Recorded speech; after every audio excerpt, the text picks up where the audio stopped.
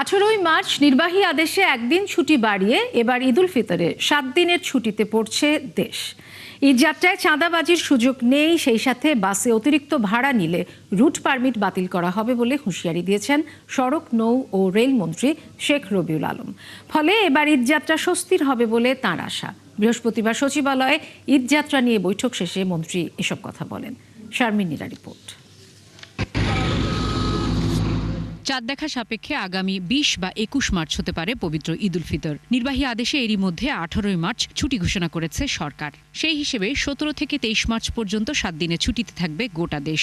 18 March ছুটি থাকছে, ফলে আগামী 17 তারিখ থেকে 17, 18, 19, 20, 21, 22, 23 একটানা 7 দিন ছুটি থাকছে, যাতে সবাই একটু নির্বিঘ্নে বাড়ি যেতে পারেন। ছুটি দীর্ঘ হয়, এবার সড়কে একসাথে চাপ পড়বে না। বৃহস্পতিবার সচিবালয়ের সড়ক পরিবহন মন্ত্রণালয়ের বৈঠক শেষে সংবাদ সম্মেলনে মন্ত্রী জানান, এবারের ঈদযাত্রা হবে স্বস্তির। আগের যে কোনো সময়ের চেয়ে বেশি তৎপর থাকবে, সেই প্রস্তুতিও তারা গ্রহণ করেছে এবং আমরা মনে করছি একটা স্বস্তির ঈদযাত্রা নিশ্চিত করবার জন্য যার যার অবস্থান থেকে যে দায়িত্ব আছে তা পালন করতে সবাই সক্ষম হবে। সড়কে চাঁদাবাজি করার কোনো সুযোগ নেই। আইন শৃঙ্খলা রক্ষাকারী বাহিনী, পরিবহন সেক্টরে যারা জড়িত সবাই তৎপর আছে। আশ্বাস দেন, ঈদের সড়কে চাঁদাবাজি হবে না। বাসে নির্ধারিত ভাড়ার চেয়ে বেশি ভাড়া নিলে পরিবহনের রুট পারমিট বাতিলের হুঁশিয়ারিও দেন মন্ত্রী। বাড়তি ভাড়া না, নির্দিষ্ট ভাড়া নির্ধারণ করে আছে, সেই নির্ধারিত ভাড়ার চেয়ে 1 টাকা বেশি নিলে আমাদেরকে জ্ঞাত করেন, তার দৃষ্টান্তমূলক শাস্তি হবে এবং তার নিয়ন্ত্রণ যে কোনো মূল্যে করা হবে। যদি কোনো ভাড়া দেয় তার রুট পারমিট ক্যান্সেল করা হবে, তার রুট পারমিট থাকবে না এবং ওই ভাড়া নিতে গিয়ে যদি ফৌজদারি অপরাধ ঘটে থাকে তাকে শাস্তির আওতায় আসতে হবে। তিনি জানান, মহাসড়কে স্থাপনা না করা, ফিটনেসবিহীন গাড়ি না চালানো ও পুলিশের নজরদারি বাড়ানো সহ ঈদযাত্রা নিরাপদ ও নির্বিঘ্ন করতে 28টি সিদ্ধান্ত নেওয়া হয়েছে। এর আগে রাস্তাগুলি মেরামত হয়ে যাবে, যান চলাচলের জন্য সম্পূর্ণ উপযুক্ত হয়ে যাবে। শারমিন নীরা, 71, ঢাকা। ঈদযাত্রায় ট্রেনের আগাম টিকিট অনলাইনে ছাড়ার আধা ঘন্টায় শেষ হয়ে গেছে 15ই মার্চের প্রায় 28,000 টিকিট। পূর্ব ও পশ্চিমাঞ্চলের শতভাগ টিকিট ছাড়া হয় অনলাইনে। তবে রাজধানীর বাস কাউন্টারগুলোতে আজ ভিড় নেই বাসের আগাম টিকিট কেনার, যদিও আছে অতিরিক্ত ভাড়া নেয়ার অভিযোগ। ঈদের আগে যাত্রীদের চাপ বাড়বে বলে আশা বাস মালিকদের। শাহরিয়ার ইমতিয়াজের প্রতিবেদন। রাজধানীর বাস টার্মিনালগুলোতে খুব একটা নেই যাত্রীদের কোলাহল। ঈদযাত্রার আগাম টিকিট বিক্রির তৃতীয় দিনেও ফাঁকা বেশিরভাগ কাউন্টার। সকাল থেকে যাত্রী খরায় দূরপাল্লার বাসগুলো। অল্প কিছু সংখ্যক যাত্রী এলেও অনলাইনে টিকিট সংকট, বাড়তি দাম সহ নানা অভিযোগ তাদের। আমি অগ্রিম টিকিটের জন্য আসছি, তো আগে টিকিট ছিল 650 টাকা, সেই জায়গায় টিকিট চাইতেছে প্রায় 800 টাকা, অর্থাৎ 790 টাকা চাইতেছে। এখন এইভাবে চলতে থাকলে তো সাধারণ মানুষ হয়রানির শিকার হবে। ফোন দেওয়ার পর এরা ফোন রিসিভ করছে, আমি বলি টাকা বিকাশ করে পাঠাই দেই, কিন্তু তারা টাকা বিকাশ করে পাঠাই দিলেও হবে না, বলে সরাসরি এসে টিকিট কেটে যেতে হবে। তবে যাত্রীদের এসব অভিযোগ অস্বীকার করে পাল্টা যুক্তি বাস মালিকদের। বলছেন, বাড়তি নয়, নির্ধারিত দামে বেচা হচ্ছে টিকিট। এখন যদি আমি অনলাইনে টিকিট দেই, সাধারণত যারা প্রতিনিয়ত নয়নে যাতায়াত করে তারা টিকিট পাবে না, কারণ অনলাইনে বিভিন্ন লোকে বিভিন্ন খাতে কেটে নেবে। কিন্তু আমি নিজেরা যারা প্রতিনিয়ত যাতায়াত করে তাদেরকে আমরা টিকিট দিতে পারবো না। সাধারণ দিনের মধ্যে দেই, আমি যদি একটা টিকিট 600 টাকা বিক্রি করি ভাই, আসতেও 600 টাকা নেয়। হ্যাঁ, তাই আপডাউন পড়লো কত, 1200 টাকা। সেই ক্ষেত্রে দেখা যাচ্ছে আমি একটা টিকিট 750 টাকা বিআরটির চার্জ অনুযায়ী 40 টাকা কমে টিকিট বেচতেছি। সেই ক্ষেত্রেও তাদের অবজেকশন হলে আমাদের তাদের বেশি নিতেছি।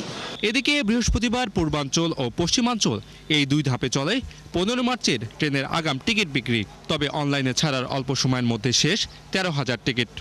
পশ্চিমাঞ্চলের 13,000 কোটার এগেইনস্টে সকাল 9 ঘটিকায় প্রাপ্ত তথ্য মোতাবেক দেখা যায় 12,400 টিকিট সোল্ড আউট হয়ে যায়।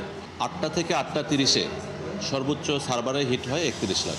যাত্রীদের ভ্রমণের সুবিধার্থে আমাদের 5 জোড়া স্পেশাল ট্রেন চলাচল করবে। ঈদযাত্রায় ট্রেনের এই আগাম টিকিট বিক্রি চলবে 9 মার্চ পর্যন্ত। শাহরিয়ার ইমতিয়াজ, 71, ঢাকা।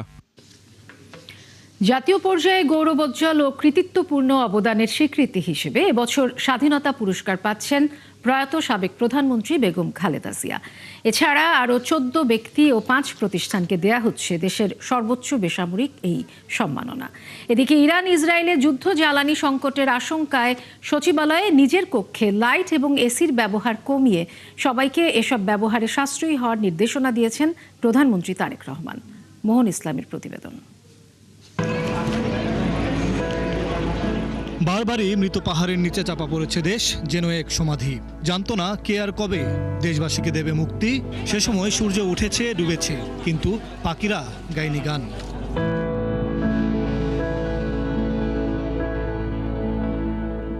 তখন একটি মুখ, একটি মানুষ দাঁড়িয়েছে বাংলাদেশ নামক এই সমাধির পাশে। অনিমেষে উদ্দীপ্ত করে সকলকে নিয়ে অবশেষে এনেছে বিপ্লব। তিনি বেগম খালেদা জিয়া, দেশের 3 বারের সাবেক প্রধানমন্ত্রী। তৃতীয়াংশেরও বেশি আসন পেয়ে আবারও ক্ষমতায় আসে। স্বাধীনতা, গণতন্ত্র, নারী শিক্ষা সহ দেশ গঠনে রেখেছেন সার্বিক অবদান। তাই তো এসব ক্যাটাগরিতে এবছর স্বাধীনতা পুরস্কার পেতে যাচ্ছেন গণতন্ত্রের আপসীন এই নেত্রী। বেগম খালেদা জিয়া মরণোত্তর স্বাধীনতা, গণতন্ত্র, নারী শিক্ষা সহ দেশ গঠনের সার্বিক অবদানের। বৃহস্পতিবার মন্ত্রিপরিষদের বৈঠকে সিদ্ধান্ত হয় বেগম খালেদা জিয়া সহ 20 ব্যক্তি ও প্রতিষ্ঠানকে দেয়া হবে দেশের বেসামরিক সর্বোচ্চ এই সম্মাননা। ফৌজদার ক্যাডেট কলেজ মুক্তিযুদ্ধে সবচেয়ে বেশি সংখ্যক সদস্য দেওয়ার জন্য, যারা বীর উত্তম বিভিন্ন খেতাবে ভূষিত হয়েছেন। মেজর মোহাম্মদ আব্দুল জলিল মরণোত্তর মুক্তিযুদ্ধের জন্য। অধ্যাপক ডাক্তার জহুরুল করিম বিজ্ঞান ও প্রযুক্তির জন্য। ঢাকা মেডিকেল কলেজ হাসপাতাল চিকিৎসা সেবা এবং চিকিৎসা বিদ্যার জন্য। AK হানিফ ওরফে হানিফ সংকেত ডাক্তার জাফরুল্লাহ চৌধুরী মরণোত্তর সমাজসেবা, জনসেবার জন্য। এদিকে মধ্যপ্রাচ্যের যুদ্ধে বিদ্যুৎ জ্বালানি সংকট সামলাতে এসি সহ বিদ্যুৎ ব্যবহারে সবাইকে সাশ্রয়ী হওয়ার নির্দেশনা দিয়েছেন প্রধানমন্ত্রী তারেক রহমান। লাইটের ব্যবহার অর্ধেক করে দিয়েছেন, বলেছে কোনো ব্লাইন্ড পর্দা থাকবে না, তাহলে যথেষ্ট সানলাইট আসবে। যেগুলো যেমন বাথরুমের লাইট জ্বালানো থাকে এগুলো থাকবে না। করিডোরে এনার্জি সেভিং বাল্ব লাগাতে বলেছেন। এসির ব্যাপারে বলেছেন যে যেখানে এসি আছে, অবৈধ এসি যদি থাকে সেগুলো বন্ধ করে দেবে, আর 25 ডিগ্রি নিচে কোনো এসি চলবে না। ত্রয়োদশ জাতীয় সংসদের প্রথম অধিবেশনের বিষয়েও আলোচনা হয় বৈঠকে। মোহন ইসলাম, ৭১, ঢাকা। ঢাকা সফররত যুক্তরাষ্ট্রের সহকারী পররাষ্ট্রমন্ত্রী পল কাপুরের সঙ্গে বৈঠক করেছে বিএনপি ও জামাত। বৃহস্পতিবার গুলশানে মার্কিন রাষ্ট্রদূতের বাসায় আলাদা বৈঠকে অংশ নেন দল দুটির প্রতিনিধিরা। পরে বিএনপির স্থায়ী কমিটির সদস্য ডক্টর আব্দুল মঈন খান জানান, বাংলাদেশ যুক্তরাষ্ট্র কূটনৈতিক, অর্থনৈতিক ও বাণিজ্য সম্পর্ক বাড়ানোর বিষয়ে ফলপ্রসূ আলোচনা হয়েছে। অন্যদিকে জামাত বলছে জাতীয় সংসদকে কার্যকর করতে আলোচনা করেছেন তারা। মোহাম্মদ হোসেনের প্রতিবেদন।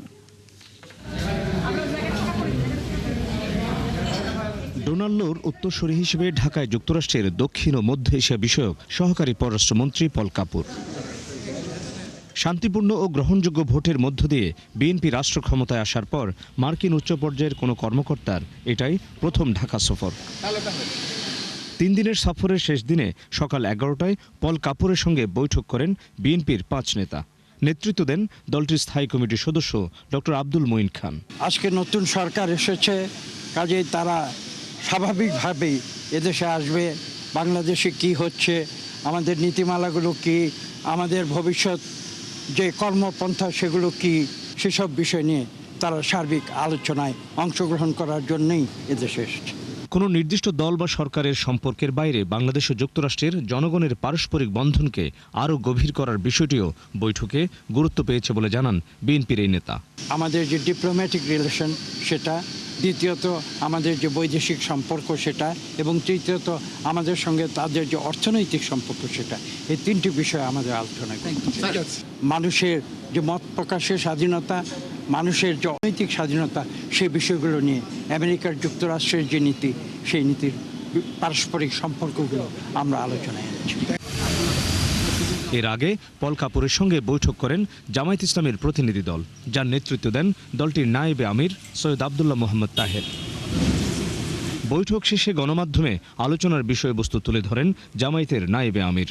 বাংলাদেশের যে নতুন পার্লামেন্ট শুরু হচ্ছে, সেখানে সরকার দলীয় এবং বিরোধী দলীয় যে রোলের ব্যাপারটি আছে, সে ব্যাপারে জানতে চাইছে জামাত কী রোল প্লে করবে। আমরা বলেছি জামাত কনস্ট্রাকটিভ কিন্তু খুব ভাইব্রেন্ট এবং স্ট্রং রোল আমরা প্লে করব, যেখানে বাংলাদেশের ইন্টারেস্ট বা জনগণের ইন্টারেস্টের বাইরে থাকবে, এটাকে আমরা প্রটেস্ট করব। কিছুদিন আগে সরকারের সাথে যে একটা চুক্তি হয়েছে এখানে করার জন্য, সেভাবে বলেছে, আমরা বলছি আমরা ডিটেলস এটাকে স্টাডি করব, করে যদি যেগুলো পজিটিভ আছে সেটার সাথে আমরা একমত হবো, আর যদি কিছু নেগেটিভ থাকে তাহলে সেটার ব্যাপারে আমরা অবশ্যই অপোজ করব। পরে বিএনপির প্রতিষ্ঠাতা ও শহীদ রাষ্ট্রপতি জিয়াউর রহমান ও সাবেক প্রধানমন্ত্রী বেগম খালেদা জিয়ার সমাধিতে শ্রদ্ধা জানান পল কাপুর। মোহাম্মদ হোসাইন, ৭১, ঢাকা। অবশেষে দেশে ফিরলেন ইরান ইসরায়েল সংঘাতে আবুধাবিতে আটকে পড়া ৩৭৮ বাংলাদেশি। ইউএস বাংলার বিশেষ ফ্লাইটে সকালে হজরত শাহজালাল আন্তর্জাতিক বিমানবন্দরে নামেন তারা। মধ্যপ্রাচ্যে যুদ্ধাবস্থায় অনিশ্চয়তায় পড়া মানুষগুলো পরিবারের কাছে ফেরায় বিমানবন্দরে তৈরি হয় আবেগঘন পরিবেশ। এ সময় মিশ্র প্রতিক্রিয়া জানান তারা। বিস্তারিত জানাচ্ছেন মাইনুল মারুফ। ইরানের সাথে ইসরায়েল আমেরিকার হামলা পাল্টা হামলায় বন্ধ আকাশপথ, চলছে না কোনো বিমান। এ অবস্থায় অনিশ্চয়তায় পড়েন আবুধাবি সহ মধ্যপ্রাচ্যের বিভিন্ন দেশ থেকে ফিরতে চাওয়া প্রবাসী বাংলাদেশিরা। সন্তানের নিরাপত্তা নিয়ে শঙ্কিত ছিলেন এই মাও। অবশেষে ছেলেকে কাছে পেয়ে আপ্লুত তিনি। কান্নাকাটি করছে এখানে, আমরা যে জায়গাটায় থাকি ওই জায়গাটা আক্রমণ বেশি হয়েছে। এখন এই কান্নার উপরে আছে, যতক্ষণ ধরে বাসায় না নিয়ে যাবো ততক্ষণ ধরে আর শান্তি নাই। এমন পরিস্থিতি আরব আমিরাত থেকে আসা বিমানের অন্য যাত্রীর স্বজনদেরও। কেউ কেউ ফুল নিয়ে দীর্ঘ অপেক্ষার পর উদ্বেগ কাটিয়ে জড়িয়ে ধরেন প্রিয় স্বজনকে। নানা অনিশ্চয়তার পর দেশের মাটিতে ফিরে স্বস্তি প্রকাশ করেন তারা। বোমা পাওয়ার খবর অবশ্যই ফ্যামিলিকে দেই নাই, কারণ ওরা তো বুঝে না এই পরিস্থিতি, কারণ আতঙ্কে আরো বেশি থাকে। গ্যারান্টি নাই যে কোন সময় কোনটা পরে, এটা তো আর কেউ জানে না। এই সিস্টেম আমরা ছিলাম আর কি। তবে দুবাই সহ আরব আমিরাতের অন্যান্য অঞ্চলের যুদ্ধের পরিস্থিতি অনেকটাই কেটে গেছে বলে দাবি কারো কারো। এটা আমাদেরকে কোনোভাবে এফেক্ট করে নাই, এটা আমাদেরকে কোনোভাবে আমরা বুঝতেই পারি না যে এখানে কোনো ধরনের প্রবলেম হচ্ছে। কোনো টেনশন ছিল না, ওখানে অনেক সেফটি আছে, আমাদের বাংলাদেশ থেকে অনেক সেফটি। বৃহস্পতিবার সকালে হজরত শাহজালাল আন্তর্জাতিক বিমানবন্দরে ইউএস বাংলা এয়ারলাইন্সের বিশেষ ফ্লাইট ২৭ জন ক্রু সহ আটকে পড়া ৩৭৮ জন বাংলাদেশি নিয়ে দেশে ফিরে। সংযুক্ত আরব আমিরাতে আটকে পড়া প্রবাসী বাংলাদেশিদের ফিরিয়ে আনতে আরেকটি বিশেষ ফ্লাইট বিকেল ৫:৩০টায় দুবাইয়ের উদ্দেশ্যে ঢাকা ছেড়ে যাবে। মাইনুল মারুফ, ৭১, ঢাকা। কুষ্টিয়া ইসলামী বিশ্ববিদ্যালয়ের সমাজ কল্যাণ বিভাগের প্রধান ও সহকারী অধ্যাপক আসমা সাদিয়া রুনা হত্যার ঘটনায় থানায় অভিযোগ দায়ের করেছে তার পরিবার। কর্মচারী ঘাতক ফজলুর রহমান এবং একই বিভাগের 2 শিক্ষক সহ 4 জনের নাম উল্লেখ করা হয়েছে এজাহারে। হত্যার প্রকৃত কারণ নিয়ে এখনও ধোঁয়াশায় পুলিশ। সেদিকে হত্যাকাণ্ডে জড়িতদের গ্রেফতার ও শাস্তির দাবিতে ক্যাম্পাসে বিক্ষোভ করেছেন শিক্ষার্থীরা। কুষ্টিয়া থেকে শাহিন আলীর প্রতিবেদন। সহকারী অধ্যাপক আসমা সাদিয়া রুনা হত্যার প্রতিবাদে বৃহস্পতিবার সকাল থেকেই এভাবেই ক্যাম্পাসে বিক্ষোভ করেন সমাজ কল্যাণ বিভাগের শিক্ষার্থীরা। হত্যাকাণ্ডে জড়িতদের দ্রুত গ্রেফতার ও দৃষ্টান্তমূলক শাস্তির দাবি জানান তারা। এই নির্মম হত্যাকাণ্ড যে করেছে সবাই উইটনেস ছিল, তো যত দ্রুত সম্ভব যাতে হত্যাকারীর ফাঁসি কার্যকর হয়, আমরা সেই দাবিতে সবাই এখানে উপস্থিত হয়েছি। যদি এখানে প্রশাসন করে হেলাফেলা করে, প্রশাসন যদি কোনো চাপে কোনো কিছু করতে চায়, তাহলে প্রশাসন কেন? এই বাংলাদেশকে স্তব্ধ করার ক্ষমতা আমাদের ছাত্রছাত্রী আছে। বুধবার বিকালে কুষ্টিয়া ইসলামী বিশ্ববিদ্যালয়ের সমাজ কল্যাণ বিভাগে নিজের অফিস কক্ষে সাদিয়াকে হত্যার পর কর্মচারী ফজলুর রহমান নিজের গলায় ছুরি চালিয়ে আত্মহত্যার চেষ্টা করেন। প্রাথমিকভাবে হত্যাকাণ্ডে ঘাতক ফজলু একই বিভাগের 2 শিক্ষক সহ 4 জনকে অভিযুক্ত করে বিশ্ববিদ্যালয় থানায় এজাহার দায়ের করেছে রুনার পরিবার। তাদের জন্য বিচার হয়, শাস্তি হয়, সেই প্রত্যাশা করছি। খুনি সন্ত্রাসী হাতে এই যে পরিকল্পিতভাবে একটা সৎ নিষ্ঠার একটা অফিসারকে হত্যা করা হবে, এটা জাতি জানতো না, এটা মানুষ জানতো না, এটা বাংলাদেশের নাগরিক জানতো না। মানুষ নৃশংসভাবে কাউকে হত্যা করতে পারে মনে হয় আমার জানা ছিল না। নিজের জীবন দিয়ে তাই দেখতে হলো। তবে অভিযুক্ত এক শিক্ষক তা অস্বীকার করে এ হত্যার সুষ্ঠু বিচার চেয়েছেন। আমি যদি সত্যিকার অর্থে এ জাতীয় কোনো কাজে গিয়ে আমারও বিচার হবে। আমার কথা আপনাদের সামনে ক্লিয়ার। আমি অত্যন্ত ভারাক্রান্ত, সত্যি কথা, আমি খুব ভারাক্রান্ত। আমার কলিগ হত্যাকাণ্ডের বিভিন্ন আলামত জোগাড় করে তদন্ত করছে পুলিশ। স্বজনদের অভিযোগও খতিয়ে দেখছেন তারা। সেখানকার সিসি ফুটেজ গুলো সংগ্রহ ইতিমধ্যে করেছি, আরও সিসি ফুটেজ সংগ্রহের চেষ্টা করতেছি এবং এই ঘটনার সাথে আরও কেউ সম্পৃক্ত আছে কিনা সেগুলো আমরা ইনভেস্টিগেশন করতেছি। তবে এই হত্যার পেছনে অন্য কোনো রহস্য থাকতে পারে বলে দাবি অভিযুক্ত ও আহত কর্মচারীর পরিবারের। অন্যায় করা, কি একটা ঝাল তোলা, কি এটা করা, কেন মুখে একটা কথা কওয়া, এর আমরা আজ অতক্ষণটা হয়েছে আমরা আজ শুনিনি। আমার ছেলে যে মানুষের হত্যা করে আমরা কোনোদিনই বিশ্বাস করব না, আমার দেবরের ছেলে। বৃহস্পতিবার দুপুরে কুষ্টিয়া কেন্দ্রীয় ঈদগাহ ময়দানে জানাজা শেষে পৌর কবরস্থানে দাফন করা হয় আসমা সাদিয়া রুনাকে। পিন্টু হাজং, ৭১। রাজধানীর খিলগাঁওয়ে একটি স্বর্ণের দোকানে দুর্ধর্ষ চুরি হয়েছে। গতরাতে গোরান এলাকার আশেকের আসুর জুয়েলার্সে এই ঘটনা ঘটে। দোকান মালিকের দাবি, চোর চক্র ৭৫ ভরি স্বর্ণ, ১৫০ ভরি রূপা ও প্রায় ১.৫ লাখ টাকা লুট করে নিয়েছে। পুলিশ বলছে এ ঘটনায় জড়িতদের ধরতে কাজ করছেন তারা। আশিক মাহমুদ জানাচ্ছেন বিস্তারিত। বুধবার দিবাগত রাতে খিলগাঁওয়ের উত্তর গোরানে প্রথমে একটি হোমিও দোকানের তালা ভেঙে ভেতরে প্রবেশ করে চোর চক্র। পরে সেই দোকানের দেয়াল ভেঙে পাশের স্বর্ণের দোকানে প্রবেশ করে তারা।